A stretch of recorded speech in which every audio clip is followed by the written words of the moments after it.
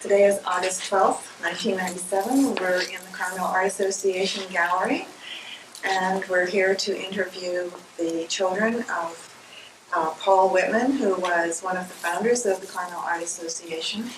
Carmel Art Association is celebrating its 70th year this year, and it's an artist-owned community gallery, the only one of its kind in Carmel, and it embodies the spirit and ideas that were part of early Carmel. And so we're very fortunate to be able to interview the children of Paul Whitman, as they will be able to tell you about his life and some of his thoughts about art and Carmel and the early days.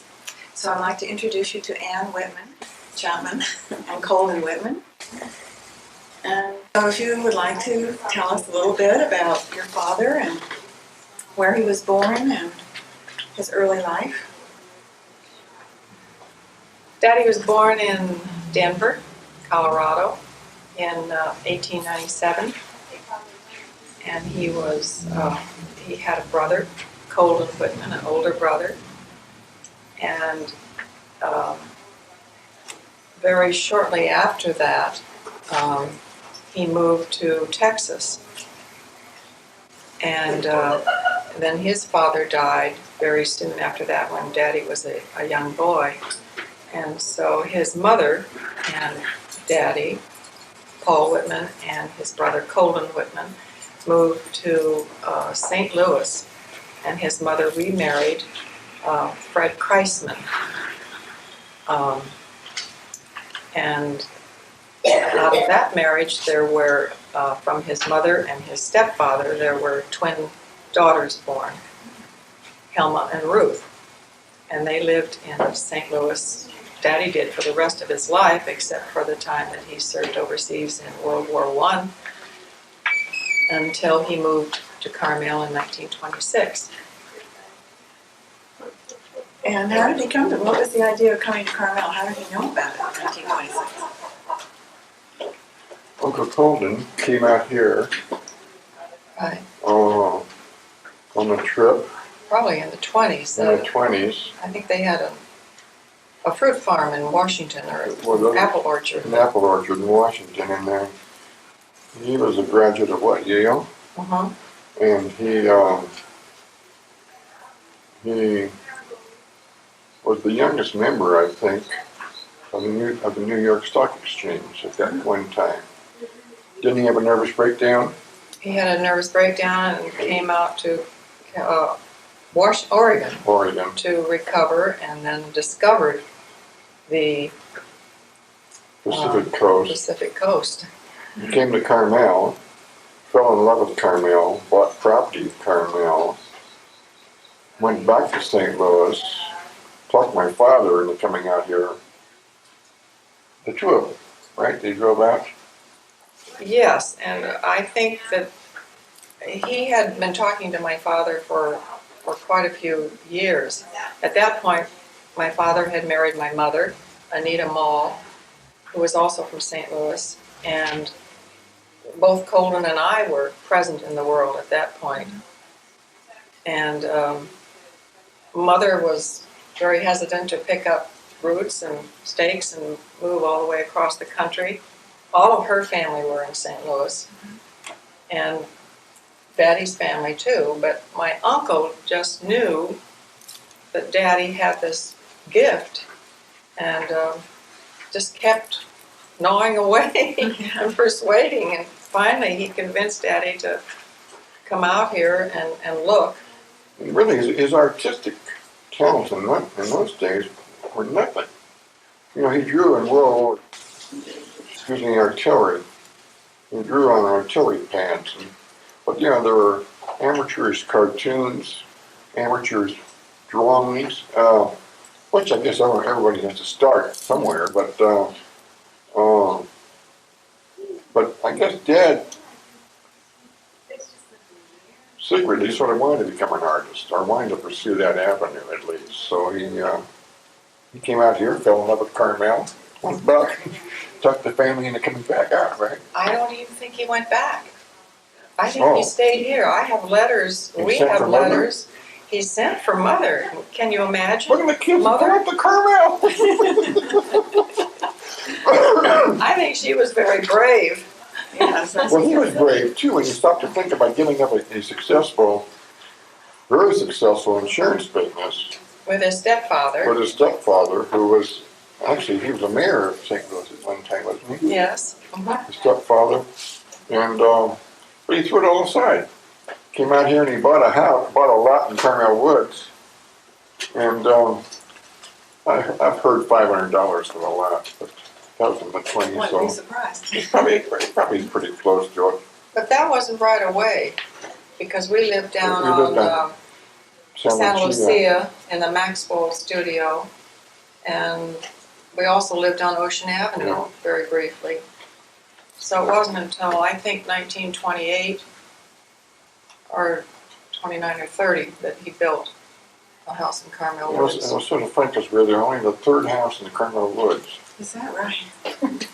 We had the whole thing for a playground, you know, everything. We did. We did. We had wonderful times in those woods. So had your father studied art before he came here? No. Boy, Or was it something he just developed as a hobby? Or? yes, he studied at Washington. He went to art school in, Yes, he in did, St. too. Louis at Washington. University.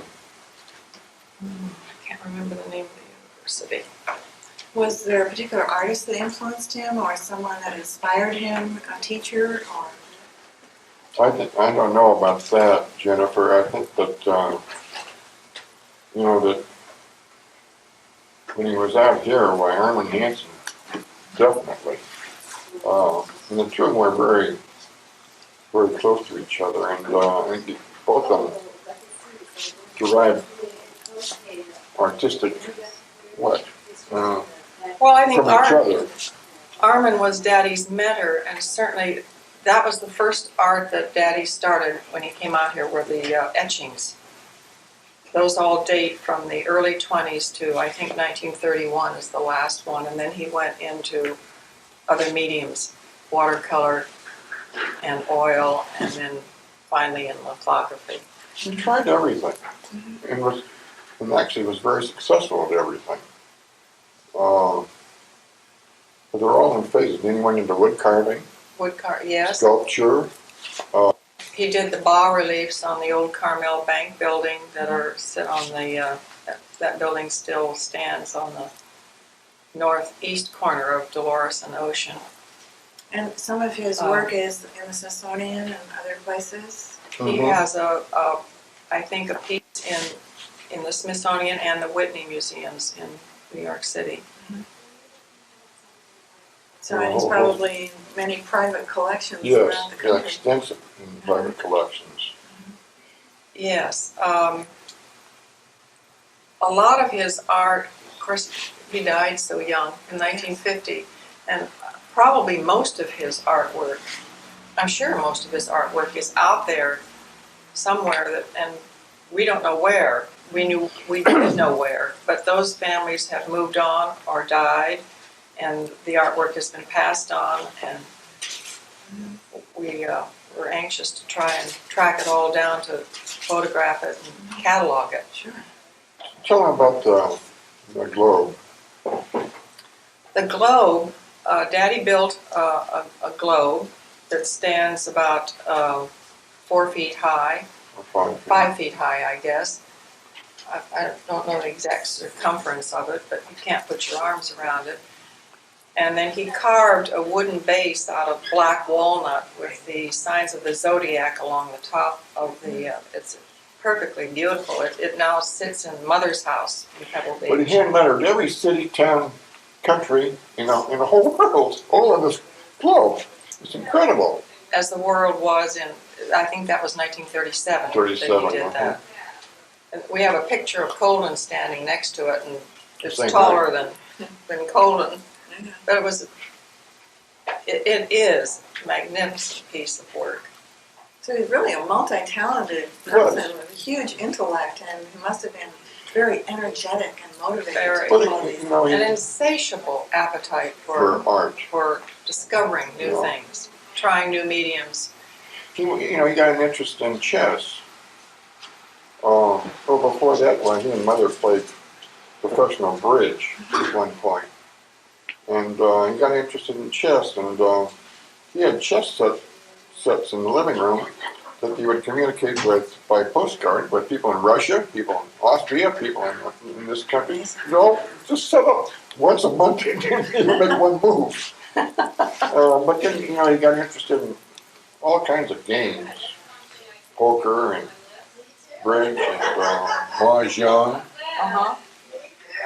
Interesting that there was a guy by the name of garbage man by the name of John Rosselli. You remember him? He'd come by the house with a chauffeur-driven Packard, and he'd go in the house and play chess with Dad for 3 or 4 hours, and he'd leave. But I just love that story because here's a garbage man playing chess with my father with his chauffeur parked down in front, and an Italian, down-to-earth garbage man. Fascinating guy. Well, it says something about the early days in Carmel Yeah. because everyone knew everyone else. Yeah. And it really didn't matter too much about your social position. It mattered more about how you thought and what you felt about each other. Absolutely. The relationships that you had were more important than anything It else. was a wonderful time to grow up. We just loved growing up here. Have so many happy memories. I'm just looking around at some of these etchings and lithographs, and they reflect my father's passion for the peninsula and for his love of fishing and hunting. Those were two big hobbies of his. He was a badminton player, and he and Charlie Frost. Charlie Frost won the Northern California State Championship one year in badminton. That's wonderful. He was never a golfer. He lived on the No. golf course. No, Did he have a studio in Carmel, or where did he paint or the do all his studio was work? in our house. Uh-huh. Our house was this 1 story and a half, and the half story was his studio. Stucco, tile roof. Were you allowed to go in there, and did he welcome you? Mm-hmm. But there were times when we weren't allowed Yeah. to, and that was made very clear, and we understood that. It was wonderful having him at home, and when he would come out of the studio and shut the door, then he was ours for the afternoon. Oh, that's great. We spent a lot of time with him. You might mention the goose. Oh, yes. This is later. This is in the 1950s, and I remember I was talking to him on the telephone from Ohio, and by that time I had 2 sons. And he asked me what I was doing, and I told him about reading nursery rhymes to the kids. And he said, I think I know more about nursery rhymes than you do. I said, what do you mean? He said, well, I'm doing a painting of all of Mother Goose and Aesop fable characters, an oil painting. And it's beautiful. It's just beautiful. It has every single character in it, and then Daddy wrote a story to go with it. And it was commissioned by the California Board of Education as a tool for teaching in the primary grade. Oh, is that right? Your father was part of the Carmel Art Association gallery, and he was one of the founding members and the treasurer. Do you know anything about what he had to say about it or how he felt about it? Well, he didn't kid my aunt, Colden Whitman's wife.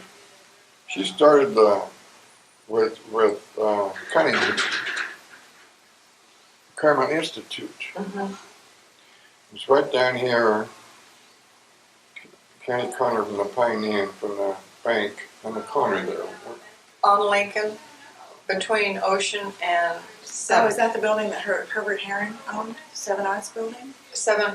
7 Yeah. Arts Yes. Building. Mhm. Yes. Yeah, Yeah. Herbert Herron owned it. Uh-huh. And then Kit got him interested in that, and then through that way, along with all of his other contemporaries, Hanson and O'Shea and Ritchell, et cetera, they all, out of necessity, I think, formed this, didn't they? I thought that this gallery was formed, that came after. I think it came after the Carmel Art Association was formed, Did it? the Carmel Art Institute. Strike that. Well, you got me on dates here, but it's all in here someplace. Well, it's important to exact mention the Carmel timing. Art Institute and Kit Whitman and people like that because Yeah, that was, and Kit actually, that Kit was she was a dynamo. a dynamo in her own right. She brought all kinds of people here. Mm-hmm. She certainly did. People that performed in Sunset. Mhm. I don't know. Okay, where it's going. So anyway, let's get back to the Carmel Art Association.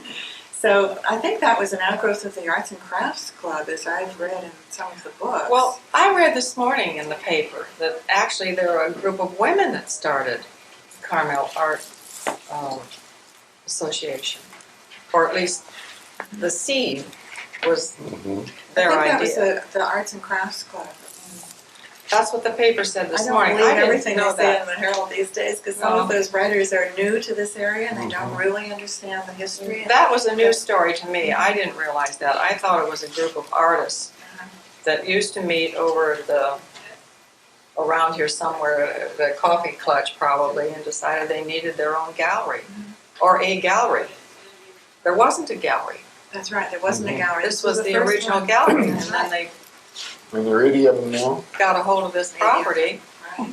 And this actually was a home Mhm. Yes.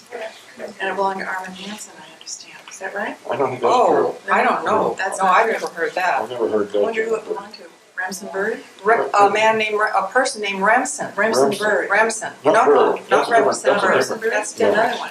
Yeah, Rem Bird used to be the president of Occidental, and he lived That's here. right, And, No, this was a man whose last name was Remsen. Well, anyway, we know it was a home. Yes. And this We is have how, an art historian here in the gallery. She probably, Yeah. or he could tell you more about that than we can. well, maybe we can get that information later. So then he was the treasurer of this new group that was formed in 1927. Do you remember him saying anything about the art gallery or how important it was or why he felt I can remember him talking about how excited he was, but the details, remember we were, we were little babies in the woods. hell, I was Well, in 1927, I was 3 and you were 5. I mean, we were, but later on I can remember him talking about it. Well, in a sense, this was part of the social center of this community, this sort of community that was growing up as a cultured community, and that atmosphere was more important to the people who lived here than making a lot of money and providing yeah, places you for had your tourists and writers, things and like that. in that group, and you had your painters, and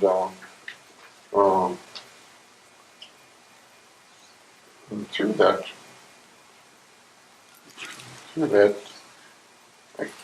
I get confused with this other thing that we're talking about, this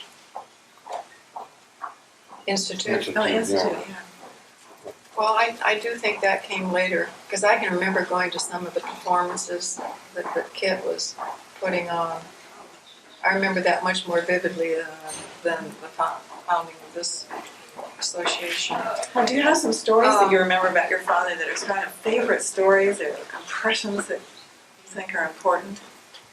Our home life was, from my perspective anyway, I remember it with just great fondness and love. It was a loving home. Our father and mother were wonderful, wonderful parents. Daddy, there was a lot of music in our home. Of course, there was no TV at that time. But my father played the guitar, and generally evenings, you remember sitting around the fire and singing?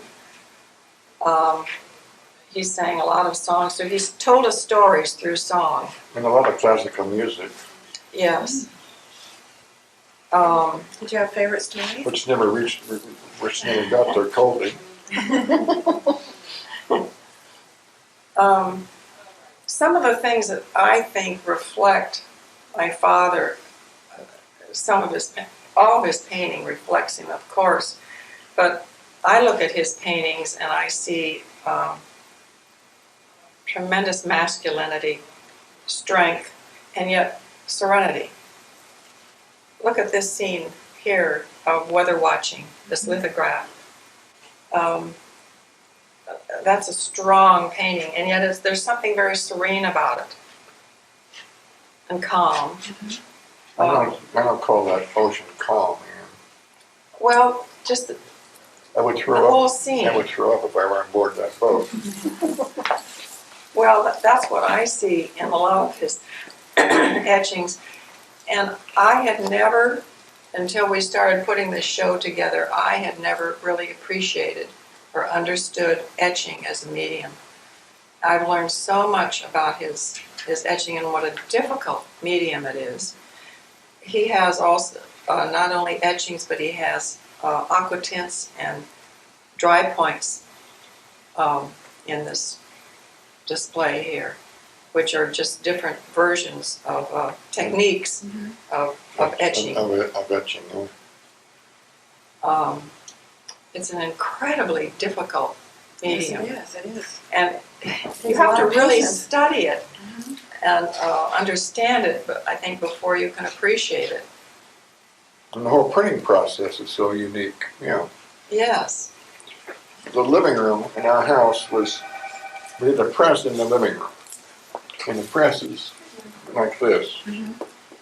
And when he'd be pulling prints, why, everything in the living room was covered with prints. I mean, you couldn't walk in there without, see anything. It was just all on the furniture, on the floor, and the tables.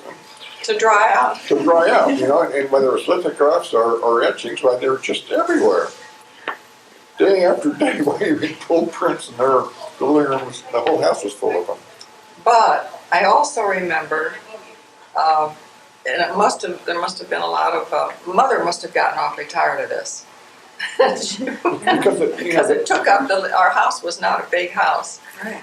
Well, it was in the woods. Eventually, I remember that the press went up to the, and how they got it up those stairs, I will never know. But I remember it being put in the studio. And then it was in Mother had her living room back. And then when they built the house in Pebble Beach, the main room of the house was a studio and living room. It still is. And that happened there too. There were prints everywhere there too. But the house in Carmel Woods was what, 3 bedrooms, 2 baths, maid's quarters, living room, kitchen. That's a big house. Well, the dining room was about 4 by 4. The bedrooms were about 10 by 10. And one bathroom for Mom and Dad and you, and we have a younger brother, Paul. So there were 5 of us that shared one bathroom. I don't know, That's the way it was in Carmel in those days. Yeah. that's exactly the way it was. So, Coldy, you became an artist. Was this a result of what your father was doing, or Well, did he teach you yes, I anything? guess if Dad would have lived, why, I would have been an artist a fine artist, a lot earlier than this. But through Dad's, being associated with Dad and being surrounded by it, why, my interest in art was obviously there, and that's what started putting me on the road to art. But that was in the commercial vein all my life, as opposed to a fine art vein, which was his task. He also went into commercial work. He did stuff for interwoven socks. He did that. I noticed in the brochure he did something for Abercrombie and Fitch. Abercrombie and Fitch. A big game map of North America. That was an oil painting. And then it was reproduced in lithographs. So was he able to support himself with all of this art and support his family? Well, yes, but on the other hand, you have to remember that Armin Hansen, you know, if he got $500 for an oil, why, he was lucky. And Sure. if Dad got $500 for a watercolor, they were lucky. Really. I know. And Oh, yeah, that's high. well, That's, you know, they're sort of a Picasso-ish That would have or been- Van Gogh-ish, you know, that they struggled. And Armin Hansen's, you know, when you look at him now selling for $50,000, $60,000, $70,000, like Jane Dark just got through doing, why, it's amazing, you know. That, you know, they never sold anything over $300 or $400 or $500. But he supported them, that family. we lived very simply, but we were very happy. Well, we had a maid for most of the time, and I don't know what a maid cost in those days, but she sure made pies and cookies. She was Danish. Remember her? Mrs. Wetzel, This is what I've got a long since forgotten her name. she wasn't with us very long. But I used to bring all my pals home, and she cooked. But and then he did. He did a lot of, he drew, or was it a Derek Rain store? It must have been for, Commercial use. I don't know how Derek Rain used it, I guess notepaper or And then when advertising. the Nielsen's had that store in Dolores Street, I had an office across from him for years and years and years. He did the thing of that store, Harold and Walder. And Lovis Lodge, Lovis and the Lodge. Wayfarer Church. There were quite a few drawings or paintings that he did of the And those stores for around. the most part were painting, which he was very good at too. Very, very. So those drawings were used for advertising purposes or for something that harned the Advertising business? purposes. So what, I mean, this man had enormous energy and passion and everything that he produced is incredible that one man could do so many things in a lifetime. So, A short lifetime. Short lifetime. right. I wish he'd done a lot more watercolors. Are there some favorite stories that you have, some memories that you could share with us? I don't know if they would be of interest to anybody. I mean, they're very personal family stories.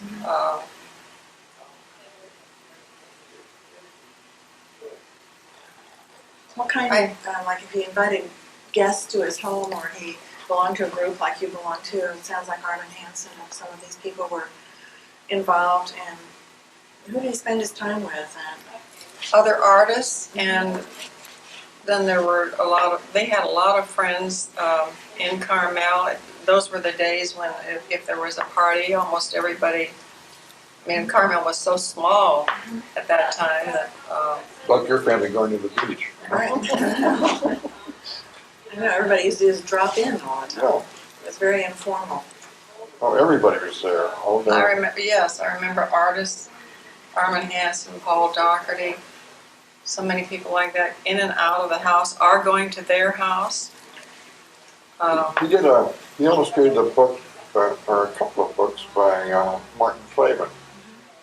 And Black and White Black and White, was one of them. What? Story of Africa. Story of Africa. All of those pictures are in here. So Martin And the Clavin books. was A And then personal Pulitzer friend. Prize winning Yes. playwright. yeah, he had four. And he lived in the Highlands, as I recall. Yes. Yeah, he had that huge house in the Highlands, and then finally moved up to Pebble Beach. He had 4 plays on Broadway at one time. Tremendous. And then, when Dad was, just before Dad died, he was doing the illustrations for a book, The Adventures of Nicholas. And that was For the Board of Education again. for Was the it Board of California? Education in the state of California. What, a 7th, 8th grade reader or something. On the whole, of a typical family growing up in Mexico. And all Fully illustrated. illustrated. And then when he died, why I took over and did the illustrations for the same book, and the color illustrations for it, and a couple of black and whites. Well, now he spent some time in Central America, as I understand. In Guatemala, some of his watercolors, and one of his, the ox cart right above your head there was done, that etching was done. I mean, there's a very good watercolor that I have is the Chichi Castanango, the mission in Guatemala. That he went down there, and before he even left, why, people had commissioned him for 5 or 10, 15 paintings, and the whole trip was all paid for by him. Wow. So what year was it that he went to Guatemala, and was it his own inspiration that, Well, it was when we were living in Carmel Woods, so it must have been in the 30s. I remember Mother didn't go, Mother stayed at home with us. And then he had a show after that, and there's a write-up in here someplace about that show. so going to Guatemala in those days wasn't quite as easy as it is now. No. You can't hop on an airplane. No, but a hell of a lot safer. You know, now it's Probably. it's a little iffy. And then they went to Canada. He went to Canada With Mom, but that was in that was the 40s when they were building their house in Pebble Beach. That was probably 42. and he studied duck life and bird life. No, 44, 45, I would guess. It was in 45 because when I came home from the war, they were up there. Right, and I was in Ohio at that point. Because I remember some of his drawings of ducks and hunting and things like that. Yeah, right There's a over couple of them over there. So did he do a lot of hunting? Did a lot of hunting and a lot of fishing. He took me with him, and I just loved it. Where did you go to do this? Pardon? Los Where did Banos. you do it? Las Vegas? We went to Los Banos area, in the San Joaquin area, and in those days where there were great limits and there was good shooting, and then we fished every river and stream in California, I think, too. He loved fly fishing. Could you fly fish in the Carmel River? Yeah, as much as you could. In those days, everything was all overcast. I mean, all in In China those was days, the brush. river was running all year round, Yeah. so everyone used That's the river. right. Now you can't even look at a steelhead anymore. That's right. So where were your favorite places in the valley? Do you have any? Or just for duck hunting, basically. Just Los Banos area. And then he would bring this load of ducks home. And Mother and I would, Gag them and clean them. You'd clean them and gag at the same time. but they were, I didn't mind doing that at all. And they were so good to eat. I just Still love are. wild duck. That's great. And now the limit is, what, 1 or 2 a person, I think. It's crazy. So if there's some lasting memories that you would like to relate to us before we finish, are there any things that you really feel important or that you want people to remember about your father? I think that we both feel so good about this show because it's the first time that Daddy's work in this quantity has been gathered together in a show since his death. I think we feel very honored to pay this honor to our father and to our mother. I'm so grateful that Mom was able to appreciate it. She spent 2 hours here. I know, I said It was a thrill. I would have given her 15 minutes. I really would have. Oh, she was looking forward to it, and it meant so much to her, and it was nice to be able to do that for her. That's right. And for all of her friends to be here, too. And for you as well. Oh, indeed. Indeed. I just think his work is so incredible. It's so rich and strong, and I think it must be a treat for anybody that is an artist to come and look at it and appreciate it. That it's nice to be able to have it up for people to appreciate. Okay, Colden, do you have any Oh, I lasting don't know. impressions?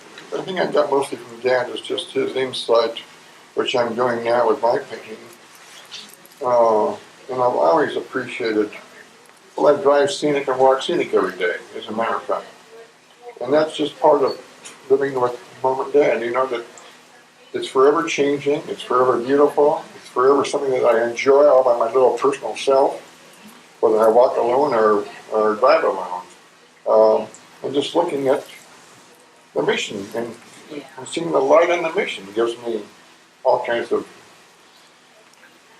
I want to go down there and paint it every day of the week. And just enjoying what's here, getting it through an artist's eye, and then trying to put it on paper. All through what Dad sort of instilled in us, I guess. Right? Well, we're very fortunate to have had such a gifted, incredibly talented father. And it was not only that, but the gift that he left us of how to treat people. And he had a love for people that you'll read in some of the articles there that he can't imagine there was ever anybody that didn't love my father. Well, he was on the Red Cross board, wasn't he? For a while here, for many years. He was such a giver. A generous person in spirit. And absolutely. And he put a lot in the community. And he put an awful lot in the community here. And of course, that's rubbed off on me too, because what you put in, you get out of. You get a lot more out of it. No matter what you do. I'm sure you find the same thing. Sure. But, and the same with friends. That's the reason he had so many friends, is because he gave of himself so totally. And he, of course, has passed that on to us. You know what, I don't think... Well, I think Carmel in those days was a very nurturing environment for someone of your father's nature and disposition. And so this was an area in which he could flourish because there was a lot of support from friends and associates. The whole community inspired people to use their talents because those talents were admired more than some of the other more mundane things in life. And they were. You're right, Jennifer. It's true. I think, unfortunately, art is becoming too commercial and too money. People in those days painted because they loved it and they were wrapped up in it and they were surrounded by it. Now it's doing something and putting a price tag on it that's outlandish, and it's reflected in the 80 galleries that are here. You know, I walk the 80 galleries, and I don't think I'd buy a painting in half of them, even if I had the money to do it. You know, I've seen enough lions in a branch tree, in a tree branch, to last me the rest of my life. But seriously, you know, it's so commercial now, and the love and the sincerity behind it, I think, is disappearing, and that's unfortunate to me. It's one thing that I'm trying to do on my own little ride is that when I paint it, I believe in what I paint. Whether, the dollar sign is on there or not, I could care less, which is a throwback to the Dark Ages. But I think when it comes from the heart, it's much more effective than some of these other more commercial things. It's just... You're reflecting the way your father felt about painting, too.